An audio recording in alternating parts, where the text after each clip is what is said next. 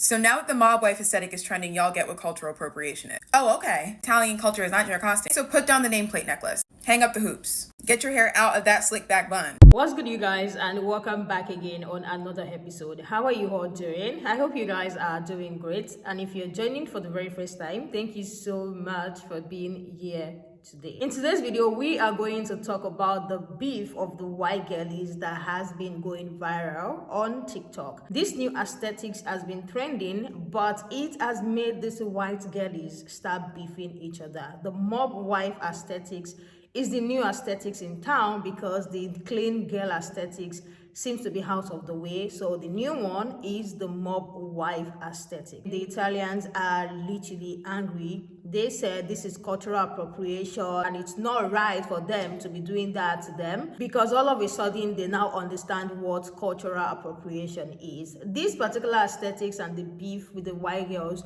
has been going viral, and people are coming in with their 2 cents, because why do you all wake up overnight and just started understanding what cultural appropriation is? I'm going to roll the clip that I've put together about this. It's pretty interesting, and I love the stitches to this particular one, because anytime we start to remind them that when black people were talking about this, they seems not to have an understanding of what cultural appropriation was. So without wasting much time, let's just get right into it. The white girls are fighting. They are beefing. If you have no idea what I'm talking about, they're fighting over something called the mob aesthetic. Let me fill all my brown girls in. So basically, right, HBO came out with their 25th anniversary of The Sopranos. Their genius marketing team was like, oh, let's start a trend. Let's start the mob wife trend, okay? So they got all the Italian American influencers who are hella Italian, right, doing this whole thing, promotion. And then because all the other white girls from like the Midwest, California, they love this vibe. They're like, oh my god, I want to be a gangster's wife. But come on, girl, you'd be the first one to open your mouth if you see some shady business going on. But then all the Italian girls from New York and New Jersey actually started noticing this, and they were like, hello, you can't appropriate my culture. No shade to my Italian girls, but it's hilarious to me that that made you realize what cultural appropriation is. Asian, right? This is not my culture. I'm sitting in the back watching all the girls fight. This is hilarious to me because I know how Italian girls are. My favorite part is how the Russian girls are quiet. Listen, that's how you know you're a real New Yorker. You know how the Russian girls in New York are. You know about the fur coats, you know the scams, you know about the diamonds, you know about Sheepshead Bay, Bensonhurst, all these places, right? So the fact that all these other white girls from like the other side of the coast don't even know that, honey, let me tell you that you're not a mob wife. You know, me as a person, I would never pretend to take something that's not my own, unlike a citizen from the blue and white state.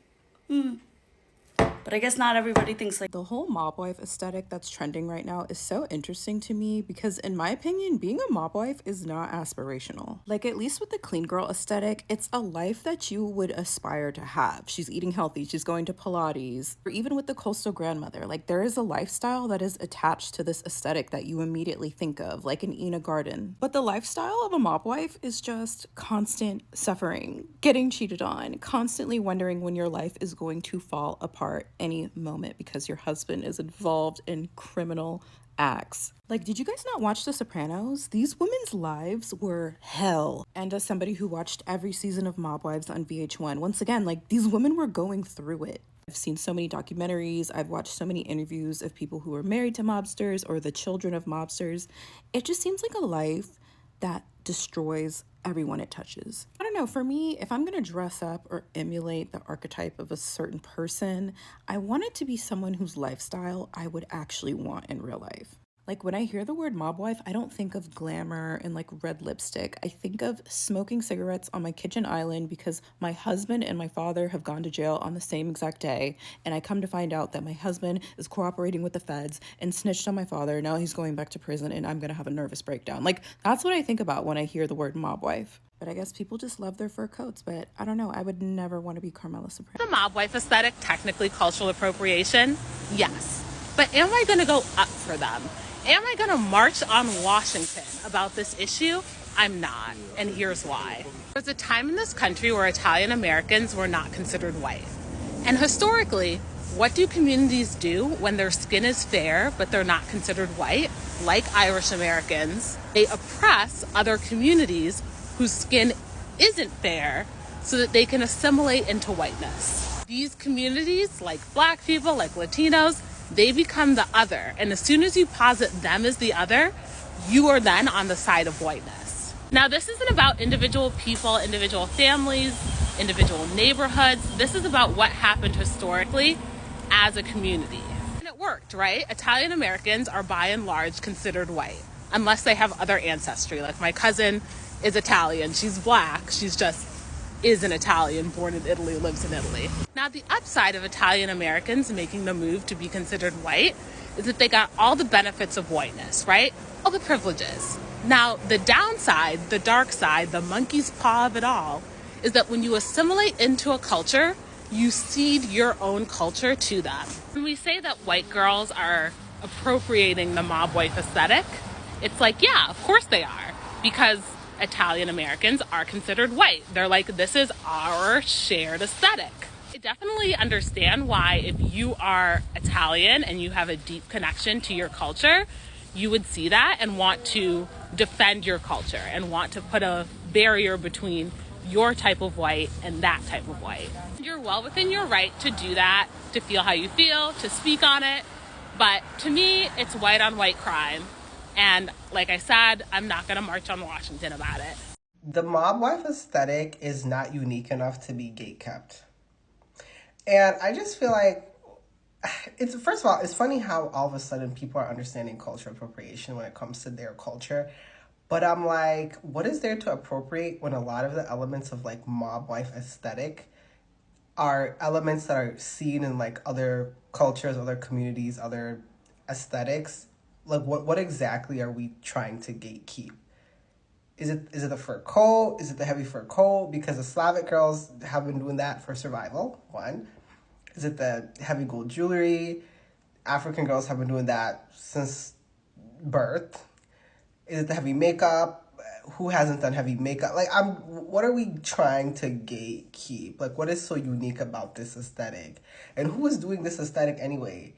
People are talking about it, but nobody's doing it. So I just think we need to wrap this up. We need to wrap this conversation up.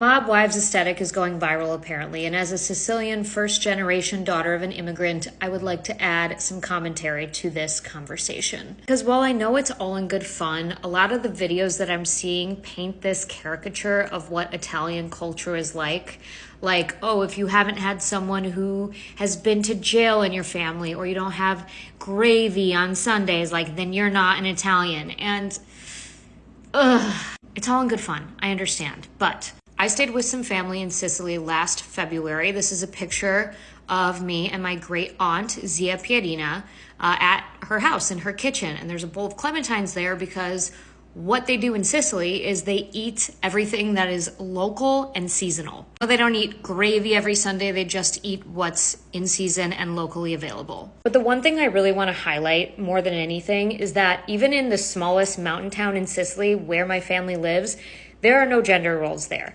Everybody cooks, everybody cleans, everybody helps each other out. Like, childcare is done by all. Like, there's no gender roles. They're so progressive without even having to state it. That's obviously not the case with like these soprano type tropes that you see today. The reason why I think that is because, you know, when people immigrate here, they take their ideas of that time and then they kind of like stop learning. They kind of stop evolving. At least that's the case in a lot of Italian cultures, which is why that more like old school Italian whatever, like that's what's popular. I'll prove this point quickly by showing you a video that I took of one of my cousins when I asked him, what's one thing that you want to say to Americans?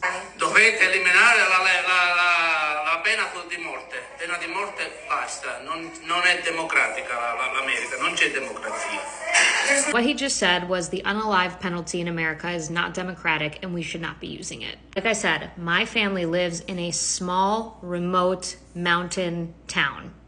Population, maybe 2,000. So enjoy the mob wives trend, enjoy the resurrection of Sopranos, but just know if you ever take that behavior to Italy, people will think you're a little weird. Nobody said mob wife aesthetic is in. They made that up. That's right, Jackie. Nobody said it. This mob wife aesthetic brought back to me a time when I was caught up in something kind of shady. Because like we tell people who want to wear braids for vacation and fun times and then take them out when they want to be serious. If you want the aesthetic, you better want the life. The word on the street was that my husband was involved with this mob. I had no idea. I was just going about my life, taking care of my toddler and my little Mary Kay business that was doing so well. I was also in the National Guard. From what I learned from criming, you're living with somebody and looking them in the face every day, and they're telling you a lie. Would you want your cell phone tapped, followed as you went about your daily activities? Because that's what happened to me. Would you want your friends in the bureau backing away from you because all of a sudden you're hot? Don't talk to her, and definitely don't be seen with her. Would you like to get a call from your girlfriend asking you, have you seen the news? No, he's downstairs getting ready for work. There was no job to go to. The FBI already had him, and they'd had him for a couple weeks. He just came home and lied to me every day. I had written out checks for bills for our little family that were going to bounce to the moon. So because a friend called me, that's how I became aware. Those mob wives you see on movies, what do they do afterwards? You have to pick up your life. And that's exactly what I did. I packed it up, tossed it into a Jeep, and got the hell out of that state by nightfall. I never ever thought the words indictment, investigation, sting would be any part of my life. Never thought I'd have a phone bugged, tailed while living my life. The best aesthetic you can have is to be yourself. Tweak it here, tweak it there. That's fine, because that's the skin you live in, and that's the life you're existing in. Well, now you understand a mob wife aesthetic, and that some people in that life don't like it. Don't play in that pool if you can't swim. And when people tell you to leave their aesthetics, their cultures, their hairstyles alone, listen. The thing about this whole mob wife aesthetic, well, there's several things about it, but what I want to focus on is all of the Italian American girls who are flipping out. Don't talk about what you don't know about. My culture is not a costume. You don't know the first thing about pasta. Girl, you're not in the mob. You're not in the mob. Yes, your great-grandparents came over from Italy. Yes, you went to Catholic school. But is your father in the mob? Or is your father an accountant, a plumber, a professor? You're not in the mob. There's nothing to gatekeep because you're not in the mob. Is a mob wife aesthetic giving cultural appropriation? Let's talk about it. Cultural appropriation, it's taking things from another culture and using it without showing that you respect and understand the culture and where things came from. The group that's borrowing the culture usually can tap in and tap out as they please because it's fun. And whatever the thing is usually taken out of context. It's like when Kim K called cornrows boxer braids as though that was a new thing that came from boxing and not a hairstyle that Black people have been wearing for years on years with a deeply rooted historical context. For example, braids were used to map an escape plan on the plantation. Also like when influencers blackfish with the hair, the skin, the body, the lips, without crediting Black women and Black culture. And understanding that there were points in history where we were shamed for our natural features, our thick lips, our curvaceous bodies. What do you think? Is mob wife aesthetic cultural appropriation or is it just a trend? I want to know who's checking these bitches' resumes. Listen, I was gonna mind my business and let these white girls fight each other over this mob wife aesthetic thing until they started claiming culture appropriation. I mean, isn't that what y'all were doing like last year with the clean girl aesthetic? Because I mean, us Latinas have been doing hoops and slick back buns since like, I don't know, ever. And you know what? We weren't asking nobody for their credentials. Like, oh, you never had a quinceañera? No slick back buns for you, girl. Y'all, seriously? What do you guys think about the mob wife aesthetics? What do you guys think about what these people have to say about the Italians that are trying to gatekeep and say they are cultural appropriating them and stuff like that? So what do you think about all of that? I think the most interesting part of this entire conversation is the cultural appropriation part, the fact I don't really understand what cultural appropriation is. But when it was Black people literally talking about cultural appropriation, they said they were doing too much. They said Black people were doing too much. Everybody should be able to do this. When Black people call some certain things cultural appropriation, they said, no, it's not. You guys are just doing too much. You guys are just trying to be victim. You guys are just trying to gatekeep what you're not supposed to gatekeep. But now that the table has been turned, they are now saying the same thing, which shows us that they actually understand what Black people are saying or talking about when it comes to cultural appropriation, but they chose not to really be on their side because it wasn't affecting them. And now we can see clearly that it's not like they don't understand. They understand, but so far they are not sitting on the hot pot. They don't have to agree, they don't have to support, but let's see how this eventually turns out. What do you guys think about the mob wife aesthetics in general? It's giving struggle, it's giving high blood pressure, it's giving so much stress, but I'll still like to hear what you guys think about the mob wife aesthetics. I feel like as much as so many people have complained about the clean girl aesthetics, I will pick that over all these things I'm hearing about mob wife aesthetics.